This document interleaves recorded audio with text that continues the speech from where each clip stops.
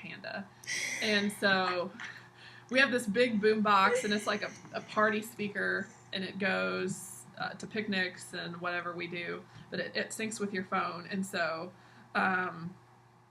the Dancing Panda, people spent $2 to get the Dancing Panda, and it went office to office and resident to resident. And just when you think we're done with the Dancing Panda for the day, Dancing Panda comes back out. So Dancing Panda danced to Country Girl Shake It For Me, Turn Down For What, The Wobble, Bang Bang, Bruno Mars, Uptown Funk. That was one of it. Lots of you could order any song. So it was a big fundraiser, and I was really sweaty that day. But it was a lot of fun. So we try to do kind of crazy things that nobody else does. Oh, we also do like I buy whatever people want me to buy with their kids' fundraisers, like Girl Scout cookies and pizzas and popcorn and everything. And so when I buy it, I donate it to the fund committee, and we hide, like this week was Girl Scout cookies, so I hid 4 pictures of Girl Scout cookies around the building, and if you found a picture of a Girl Scout cookie, then you could turn it in for a free box of Girl Scout cookies. So we do kind of cool stuff like that Shakespeare's Pizzas. For St. Patrick's Day, I'm actually going to be gone at a conference, but we have a dancing leprechaun and a treasure hunt, and so you can get some St. Patrick's Day swag, including, the only thing I can really remember is Irish Spring soap and Lucky Charms cereal. So it's just kind of crazy stuff that we do. So you never know. We try to make it like you never know what's going to come next. That's awesome. And with doing things like that, do you think it kind of breaks down like the hierarchy and like the staffing system so that people are more on your level, more able to talk to you? And then it kind of breaks down? Yeah, it most of the staff, it sounds like I'm bragging, and that's not my intent, but this is my showing that it works, like results-wise. The staff say that our leadership is very approachable, that we're the best leadership team they've ever seen, and a lot of the staff has worked in multiple healthcare settings, particularly long-term care. Staff doesn't have any problem coming and talking to me. It's not, they're not intimidated. They don't feel like, there's often a thought, and especially an organization like this, which is reliant on predominantly paraprofessional workers or like entry-level positions. There's a big divide between the people who work in administration and then the people who work on the floor. And so there's not much communication going either way. So we have good communication that goes both ways. And the staff doesn't typically have a lot of respect for the administration in long-term care, because they see them as they just sit in an office. They don't really know what's going on. They just do numbers. They don't really care about anything. They just care about themselves. So I can't say that everyone feels that way, because they still think that I'm just some, I came from a different place than they did, and life's just been easy. That's what they assume. But we don't, so it's not perfect, but a lot of the barriers and the divides between the different levels of staff are gone because of that. And it really, I'm very involved with residents and staff, and that kind of gets the staff to buy in more, because they see that everyone who works here really cares about the well-being of our residents. It's not just them. What are some different things that you do with your residents, since you say you're so involved with them?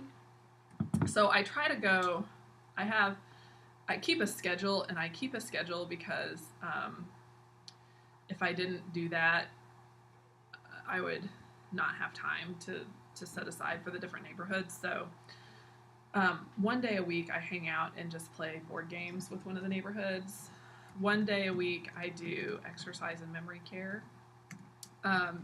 Typically Monday through Friday I serve at least one meal. It's usually the noon meal. So I go through and I pass out water, coffee, trays, desserts. And it's not because the staff can't do it. It's because I like to be involved in seeing what the food service process is. And if it sounds crazy, but if just one little thing goes wrong, the whole meal's behind, or somebody's getting cold food, or any number of things. That reminds me, somebody's got a cold tray and they wanted me to make the kitchen aware. Just kidding, we're talking about that. It's also my mealtime is a very social time. It's the most social time in a home. And it's the one time that so residents are very social and I get to talk with them. It's kind of a relaxed environment. It's also the time when the most people are together. So I also do rounds just to see what the halls look like, how things are going. And mealtime is when everybody gets up and they're together at one time, and you can tell just by looking at someone what kind of day they're having. So it kind of helps me keep a pulse on if people are sick, if they are having mental health problems, just struggling with depression or anxiety. They'll tell me if they're having interpersonal issues with their family. They'll tell me if they're having issues with their staff. They'll tell me if they have a problem with a meal that day. And it just, that presence is really important to them feeling comfortable coming to see me. So I also do, I think what else? I do a lot of room audits for cleanliness. I'll make beds. I'll do just about anything. And so some of it's just really connecting with residents. And they're welcome to just come talk to me anytime.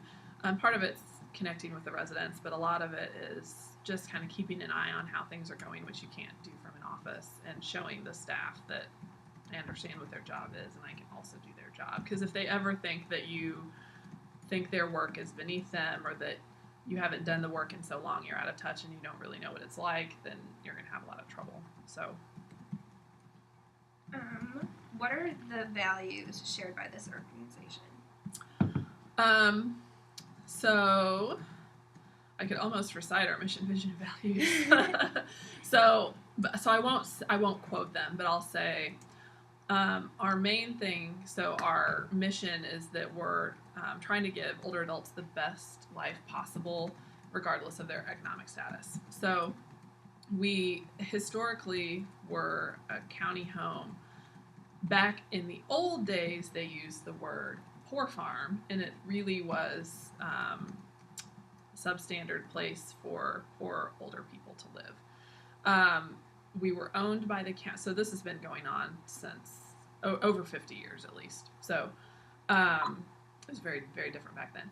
So we used to be owned by the county and they controlled us, and so we took people who didn't have another place to go. So since then we have grown and developed to, we no longer are owned by the county. We're a private nonprofit organization, but we still, so now we're not just a straight charity per se. I consider us, or I describe us in my own mind, wherever that gets me.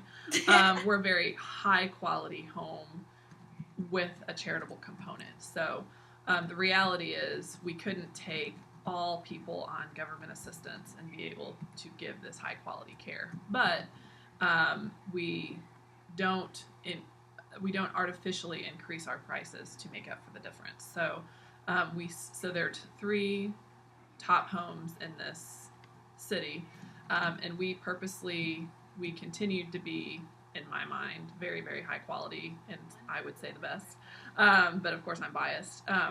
But we purposely don't go over the price of our two competitors so that we can continue to reassure the people who are here private pay that they aren't paying for something that they're not getting. So we're not charging them to be able to keep people who can't pay their way. So 50% of people are on some sort of government assistance, either the Medicare program, short stay rehab, or they have Medicaid assistance. And so that means that they pay a certain amount, basically their money, but that can be, for some people, they have $600 a month coming in. Some people have $3,000 or $4,000 coming in a month.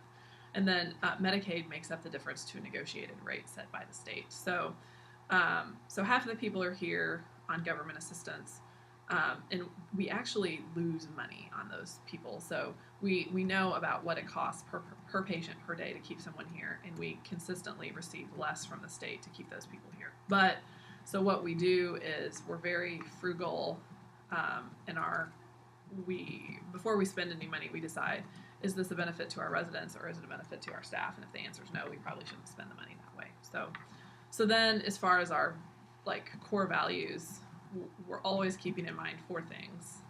Of course, residents are first. We want very high quality care, and we want it to go above and beyond just giving people showers, taking them to the bathroom, putting them into bed, that kind of thing. We want them to have a quality life. So That means that they have choice, they have dignity, they have respect, they have access to recreation things and kind of lifestyle pursuits that are meaningful to them. So it's not a one size fits